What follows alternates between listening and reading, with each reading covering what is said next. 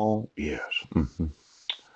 You know, I'm somewhat concerned that there's an inability to understand the requirements of the law. Now, I'd like it if you removed your forgery and fraud today, that you'd give me my sons and then you'd give me the victims' rights. Yes. Victims' resources. Right. And the mandatory restitution. And then you'd allow me to use the courts of the United States. I'd like you to do that. Now, we, as a family, maybe Heidi remembers this. Yes. We went to Oregon when we lived in Vancouver. Yes. And it was towards Salem, Oregon. Yeah. And there was kind of a monastery place there. Mhm. South of Portland, Oregon. Yeah. Could you call the state of Oregon for me? Because I thought I had emailed them. Yes. That the state of Washington refuses to enforce the rights of its citizens. Now, for the employees of the state of Oregon that have any knowledge of this, you are legally liable for the use of forgery and fraud. Yes, kidnapping and holding children hostage. Hate crimes. Yeah. And then the fabricating of evidence against innocent American citizens. Now I'm going to need all the police departments and the sheriffs in each and every county of the state of Oregon. Yeah. And then any used tires that you have a large pile of. Yeah. And then for the governor of the state of Oregon, the state legislature, and those in the Supreme Court of the state of Oregon, I'm going to sue you. Phew. Now, for every time that I find anything that looks like an employee that is not the actual employee, yes, whether you call it a look-alike, a twin, a clone.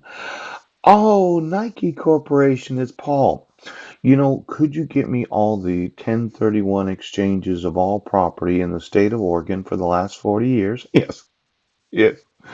And then, in fact, you know what? It seems like a lot of these in the family, they don't like paying taxes. And I thought that they always did an exchange so as to defer, yes, the capital gains that they've experienced in their property purchases.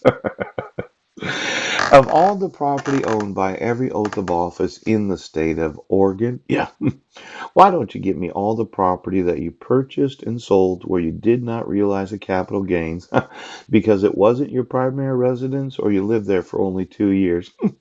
Let's look at the duration of time of your actual ownership of each and every piece of property, of every oath of office. Oh, look, it's stole, burn. It's Paul. Now, I just wanted to mention Keith Ketterling. You do have some relationship, or you don't? Why don't you give me the rental property, the buying and the selling of property, every property that you sold within 2 years of the actual purchase of taking title of it? Yes. And all the property that you didn't pay any capital gains. I did. Yes. I owned a home in Vancouver, 2204 McLaughlin Boulevard. And you had to mention that, didn't you?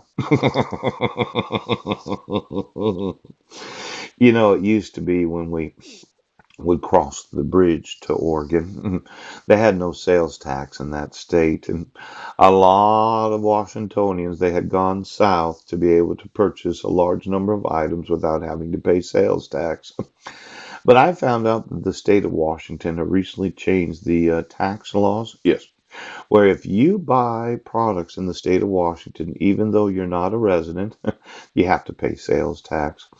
Now, that probably affected the want of a lot of Oregonians, yes, to drive the opposite direction, reverse, and spend money in the state of Washington because they didn't want to pay the sales tax. I'm sure the state of Washington, well, get me the treasurer of the state of Washington. Well, that was kind of stupid, wasn't it? I mean, are you that? Governor Jay Inslee, are you still wanting to spend that $3 trillion on global warming? Listen, I got a little different plan for the nation, and as a presidential candidate approximately 15 years from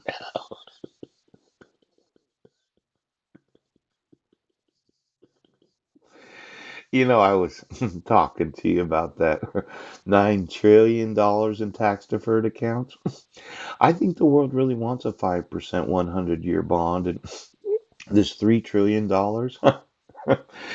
For every presidential candidate that said, well, we have tons and tons of money, we have that taxing authority of the, a 30-year bond has too much volatility. It's only 2%. If you put your money away at 5% a year, yes, it is, it exceeds the inflationary pressures on the actual. Well,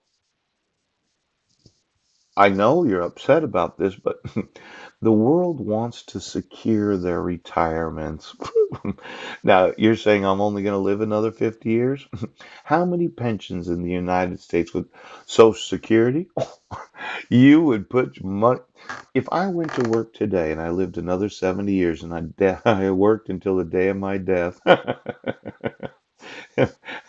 yeah, I know it'd only be a 30-year bond at the time of my death with a 119-year-old, 364 days.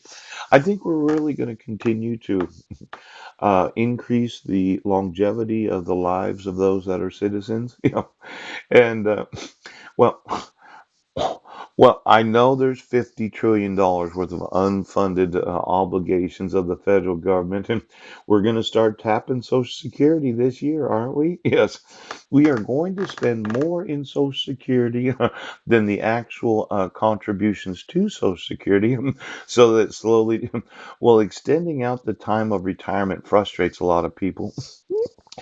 You know, you would think at 65. Yes.